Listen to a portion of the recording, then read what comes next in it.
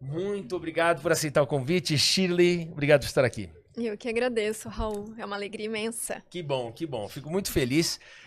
Shirley, ansiedade é a pauta principal. A gente vai abordar a espiritualidade sem dúvida nenhuma. Sim. Mas vamos começar diretamente com ansiedade, porque acho que é também de curiosidade ou, enfim, de comum sentimento para todos. Alguém não tem ansiedade? Alguém não tem ansiedade. Como é alguém que não tem ansiedade? A real, você que é perita em ansiedade. É alguém que vive o presente, Uhum. que consegue prestar atenção ao momento presente, que os pensamentos não ficam no futuro ou no passado. Alguém que consegue perceber os milagres da vida a todo momento, porque quando a gente vive no futuro ou no passado, a gente não consegue ter esse momento presente. E quem não tem ansiedade, que é raro hoje em dia, né, Raul? É raro. Vale falar que o nosso país, o Brasil, é o primeiro lugar no mundo com maior número de ansiosos, segundo a OMS. Como que é calculado isso? Boa pergunta, vamos investigar. Sim, eu acredito que são dados vindos a partir de consultas médicas, né? Porque são diagnósticos. Mas basta, esse dado ele serve de pessoas que sim, por exemplo, eu sou um cara que sim, vivo muito no presente e olho muito pra frente. Quem me conhece sabe a maneira como eu lido com as coisas. Não significa que eu não lembre do passado, mas e eu não sofra com determinadas coisas, Sim. porém, no dia a dia, eu consigo rapidamente assimilar e falar, ok, vamos olhar pra frente. Sim. Mas quando a gente olha pra frente, nos gera ansiedade. Então eu aprendo que se preocupar não é uma coisa boa, a gente tem que se ocupar. Ok. Dito isso, eu ainda assim me considero ansioso. Eu quero entender tudo o que está acontecendo a todo momento, eu sou ligado no 220. E se eu for num médico e disser, eu tô tendo uma crise de ansiedade, explique-me, por favor, qual a diferença para até chegar nesse número que o Brasil é o que mais tem. Ansiedade é um simples estado em que temos preocupações, angústias, ou é uma crise de palpitação que faz com que a gente não consiga dar um passo porque a gente está quase que em pânico? Certo. Primeiro, Raul, a minha fala de ansiedade, ela não é uma fala médica, né? Tá. Então, eu trago uma fala de vivência e a partir dos estudos que eu tenho através da psicologia transpessoal, que eu me aprofundei na questão da ansiedade. Então, o meu olhar é de alguém que vivenciou, são testemunhos, né? E a partir do que eu venho estudando também. Então, assim, a ansiedade, ela tá sendo normalizada. É normal ter ansiedade, todo mundo tem, quem é que não vai ter, né? Com tanta correria. Só que a ansiedade, ela passa a ser um problema quando ela atrapalha a tua qualidade de vida, né? Eu ficar preocupada com o futuro e com a cabeça pensando mil coisas. Se isso não atrapalha a minha vida, tá tudo certo. Agora, quando ela começa a atrapalhar a tua qualidade de vida, de você não conseguir dormir, de você ter insônia, de você sofrer com distúrbios alimentares, angústia, nó na garganta, são vários os sintomas de quem tem ansiedade, taquicardia, parece que vai infartar, a pessoa começa a perder compromissos, porque ela não consegue ir de tão ansiosa que ela tá. Então, quando essa ansiedade, ela passa a atrapalhar a sua vida, pessoas que ficam com náusea, que desmaiam, quando eu tinha ansiedade no nível elevado, eu ficava de cama, porque eu não me paralisava, porque eu não conseguia dar conta do meu caos mental. Então, essa crise de ansiedade, chegar no médico e falar, eu tenho ansiedade, o médico ele vai fazer um diagnóstico, ele vai fazer uma anamnese, ele vai fazer várias perguntas, vai ver o histórico, né? Então, vale trazer o quê? A ansiedade, ela é uma patologia de fundo emocional, né? Então, são inúmeros os fatores que podem despertar uma ansiedade na tua vida. Pode ser um trauma de infância, como foi o meu caso. Pode ser que eu tenha trabalhado num meio que me gerou muita ansiedade, a empresa me cobrava muito, eu passei a ser muito autoexigente. Pode ser que eu tenha vivido uma experiência que me gerou um gatilho para eu ser ansiosa. Ou a própria modernidade naturalmente vai conduzindo a gente para um estado ansioso terrível. E a gente não se percebe. E o que é a ansiedade? É quando a nossa mente adoece. A nossa mente adoece. Por quê? A gente veio conversando no caminho para cá, né? Quando a gente tem ansiedade, o pensamento domina a tua vida. É ele que toma conta da tua vida e decide a tua vida. Agora, quando a gente passa a ser o observador da nossa mente, ter consciência mental, se observar, você percebe que você tem total capacidade de dominar os teus pensamentos. Né? Então, quando a pessoa tem ansiedade, por exemplo, nas minhas palestras, Eu começo falando, quem aqui tem ansiedade ou conhece alguém que tenha? As pessoas levantam os Todo dois mundo, braços. Todo exatamente. mundo. Por quê? Ou eu tenho algum nível, conhece alguém que tenha.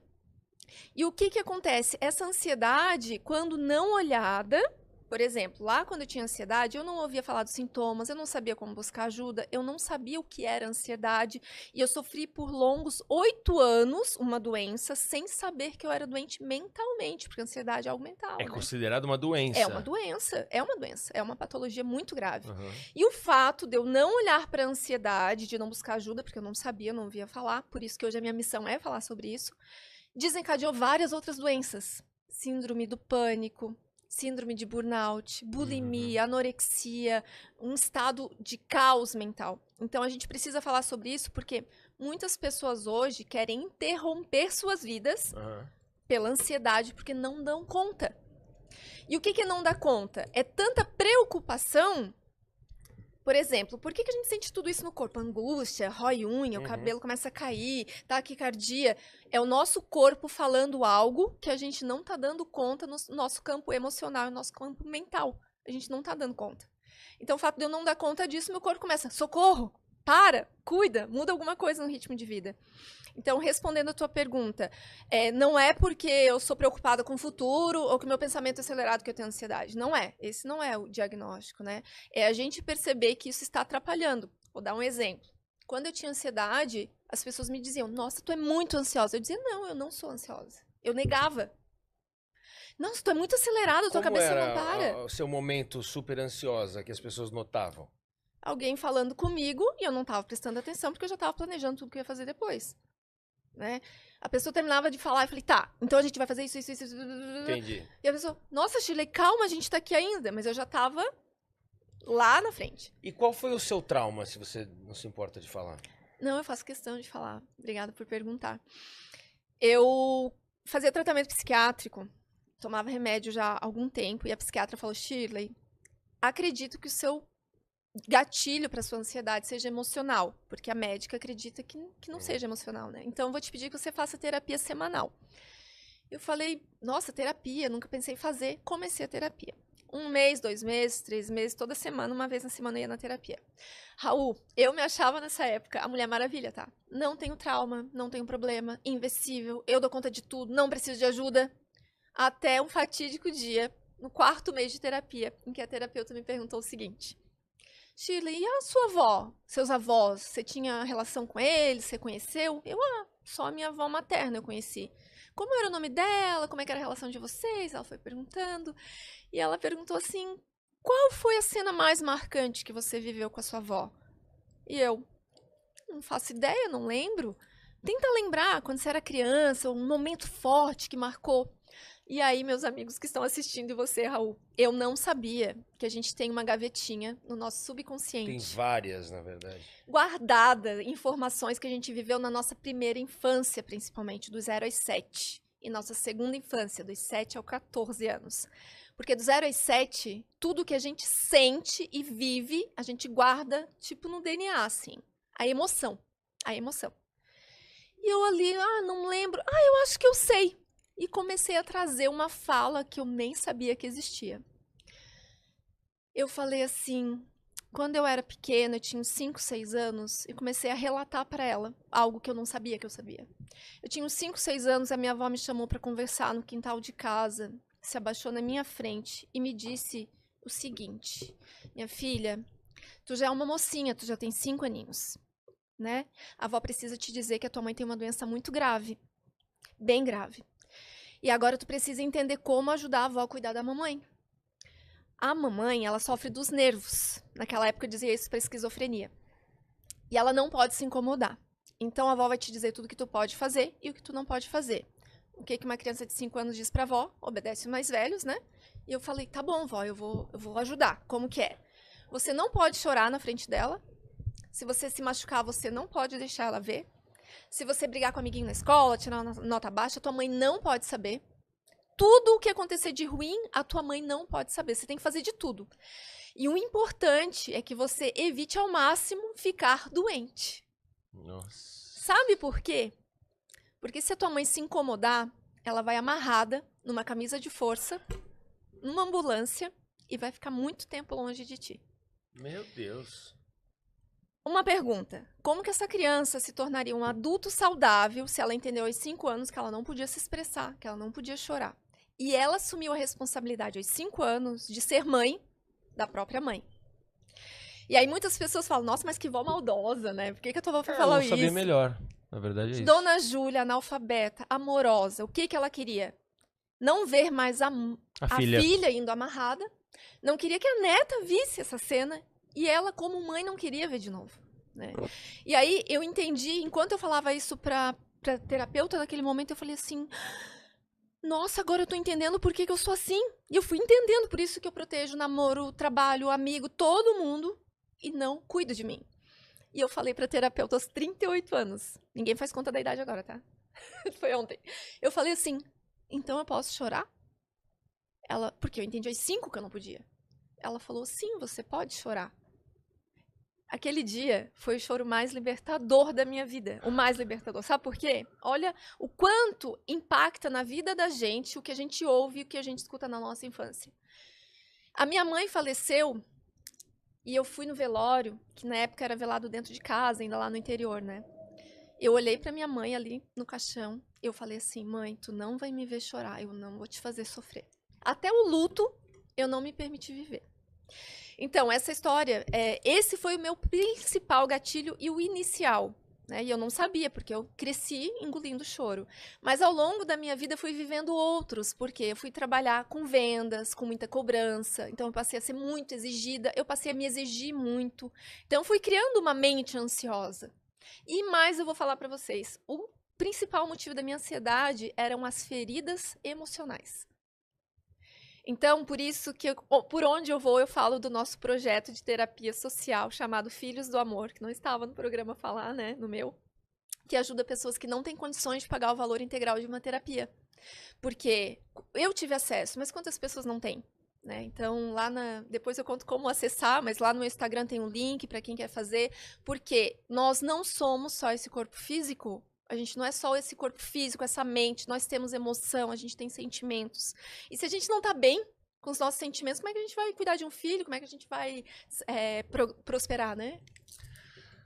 Olha, eu não esperava não sabia dessa história. Desculpa, mexe muito comigo. Tô me segurando, quem o Anthony já sabe. E eu tenho uma coisa pra te dizer, Raul. Sabia que homem também chora? Eu choro muito, mas eu choro muito. Eu choro muito.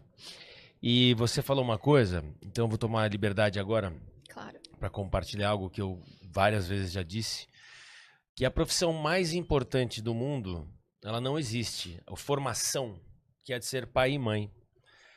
Você para se tornar um médico, você se forma, um advogado, um engenheiro, pilares da nossa sociedade, um psicólogo, etc. Mas para você formar outro ser humano, ou seja, ser pai e mãe, ninguém te dá um diploma. Ninguém exige que você estude ou se prepare por determinado número de anos e que passe em provas. Sim. A partir do momento que você pode procriar, você Sim. já pode ser pai e mãe. Ou seja, é a maior responsabilidade da face da terra. E quando você relata isso, mexe muito porque